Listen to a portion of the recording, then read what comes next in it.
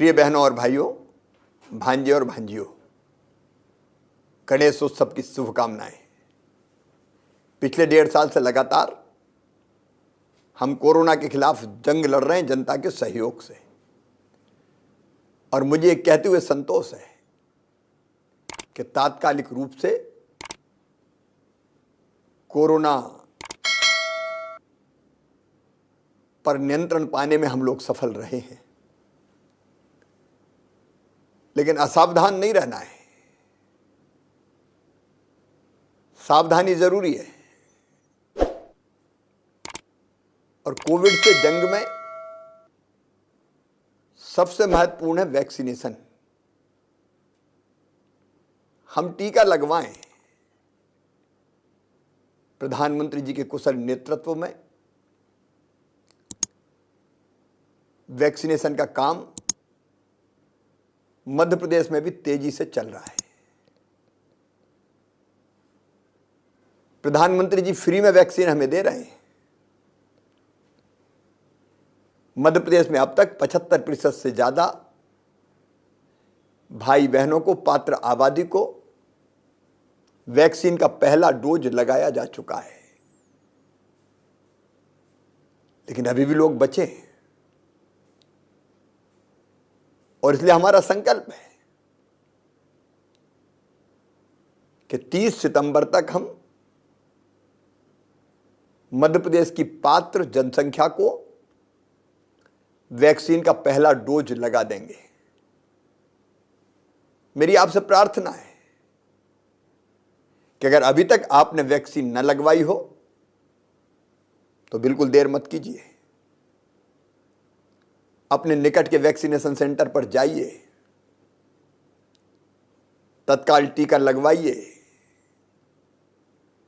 और केवल आप ही नहीं, परिवार में अगर कोई बचा हो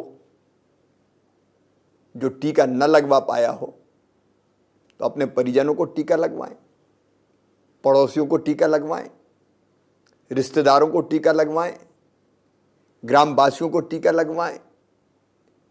यह आपकी भी ड्यूटी है कि कोई बिना टीके के ना रहे। और याद रखिए, केवल पहला टीका पर्याप्त नहीं है। पहले टीके के बाद दूसरा टीका लगवाना मतलब वैक्सीन का दूसरा डोज लेना भी जरूरी है। और इसलिए अगर पहला टीका लगवाने के बाद समयावधि पूरी हो गई हो तो दूसरा टीका लगवाना मत भूलिए, तभी कोविड से पूरी सुरक्षा आपको मिलेगी। वैक्सीनेशन महाअभियान 17 सितंबर को फिर होने वाला है। उस दिन माननीय प्रधानमंत्री जी का जन्मदिन भी है। उस दिन व्यापक पैमाने पर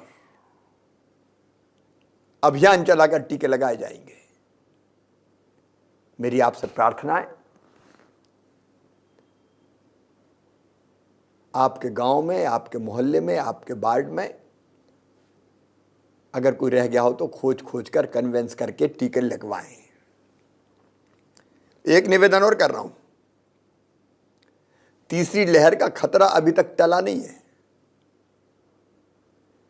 पॉजिटिव केस कोविड के लगातार आ रहे हैं, और इसलिए मास्क लगाना, दूरी बनाए रखना, त्योहारों में संयम का पालन यह अत्यंत आवश्यक है।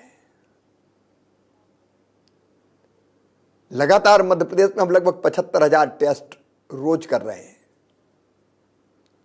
लेकिन एक दिक्कत आ रही है, कुछ लोग टेस्ट के लिए सैंपल देने से इनकार कर रहे हैं। यह बिल्कुल ठीक नहीं है।